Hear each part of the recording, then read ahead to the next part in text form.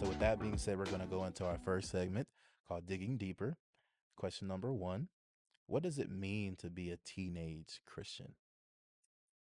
Being a teenage Christian, I would say, especially with this generation, basically means to fight through your temptations and see them as what God is actually trying to tell you and what He's trying to show you versus having the fear of missing out or feeling like, oh, like I'm never going to be able to do this because the Bible is going to keep me away from this. But it's keeping you away from that for a reason.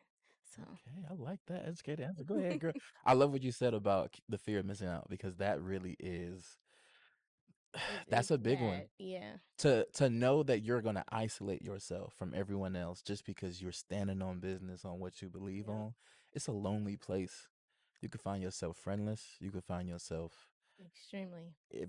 just lonely, and no one wants to be alone. Everybody wants somebody, especially at a young age.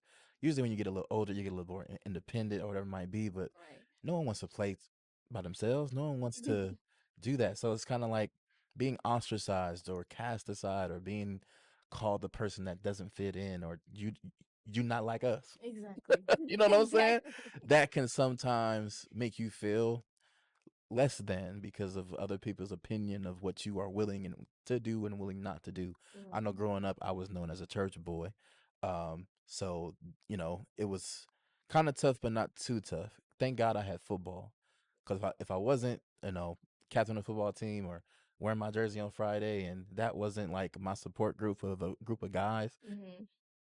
I don't know who I would have been friends with. I don't know how high school would have looked for me because I have Exactly. seen other young Christians because we had a Christian club, and I remember this one dude, he used to run the class every day and he used to have his Bible along with his backpack, and he was not treated the way I was treated, not Yeah. at all. And it was one of those situations where sometimes I didn't speak up for him even though we were good, like we were cool, but he was considered weird or just a little different and maybe just a little bit naive to how the world is. Hmm. But then that naivety is actually beautiful.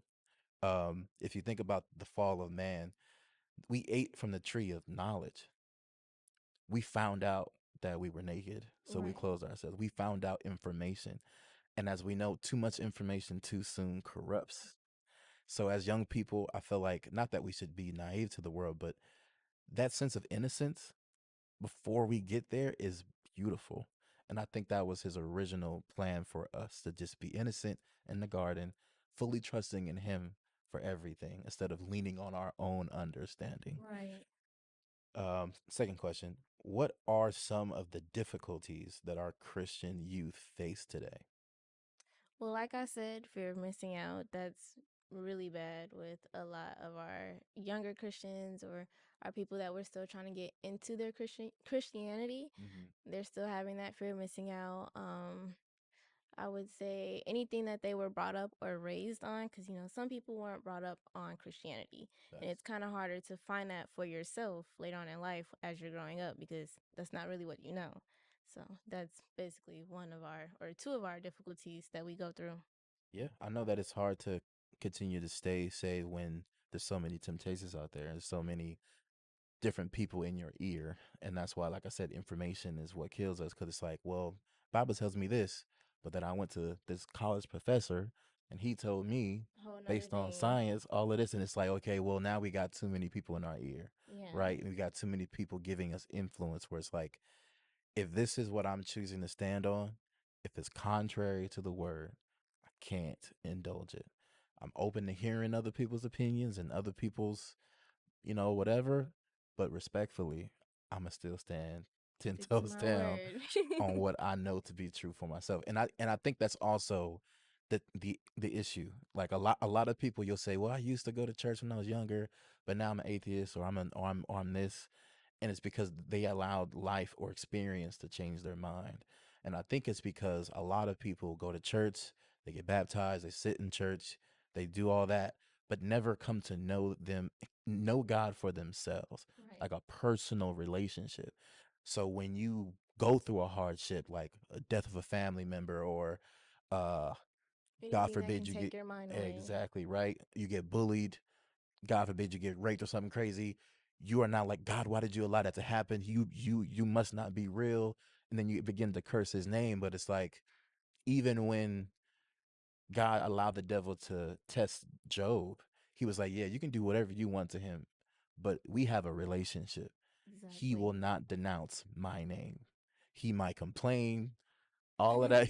He complained like 6 chapters, I but he never said, know. "God, you're not real, Lord. I'm no longer with you." He Right. might ask, "Why? What are you doing? What is happening?"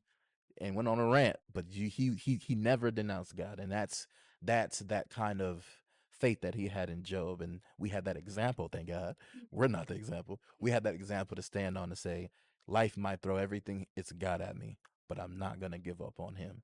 And sometimes being a young person, just now experiencing life without that true, steadfast, rooted in Him, Mhm.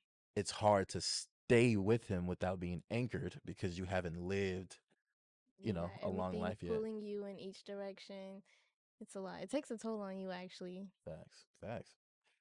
What is the key to rejecting peer pressure and temptation as a teenager? The key to the key to rejecting peer pressure and temptation is just knowing who your God is. If you don't have that relationship with your God already, like I said, you're going to let everything pull you in every different direction. It's going to be hectic and chaotic until you finally sit down and learn, like, okay, this is my God and this is why he's putting me through this so I can learn how to, move on or go through things in life. Okay, so you got to open the book. You Basically, got to open you that got to book. open a book. You got to start You reading. got to study it. Study Yeah. yourself approved, right? So it's really just getting in the book, finding out for yourself who God is. Mm. I was always told that if you want to fall in love with Jesus and you want to build your faith, to read the Gospels. If you read the Gospels and you read the stories of these men who followed Christ, these men that left their families behind, their riches, their wealth, left everything behind to follow Jesus and to study under him, and the stories that they had to tell about him, that must makes you fall in love with him. And then once you read about the death, burial, and resurrection of God, that makes you be like, wow, this great man that I just read about died for me. And that's what makes those tears fall from your eyes when you watch Passion of Christ, another Christian movie. Um, Oh and yeah, I you are gotta able watch to, that later on. My mother sent it to me. We yeah. got a whole thing going with that already. I mean, it's been out for a minute, so I don't blame her. We got a whole thing going. By the She way, her mama was on our other episode. If y'all don't recognize the last name, so her daughter's coming in because she want to shine her light too. But yeah, that's pretty much sums it up. Resisting temptation is knowing the word, because that's the only way we fight, right? The knowing word the is word, considered a what?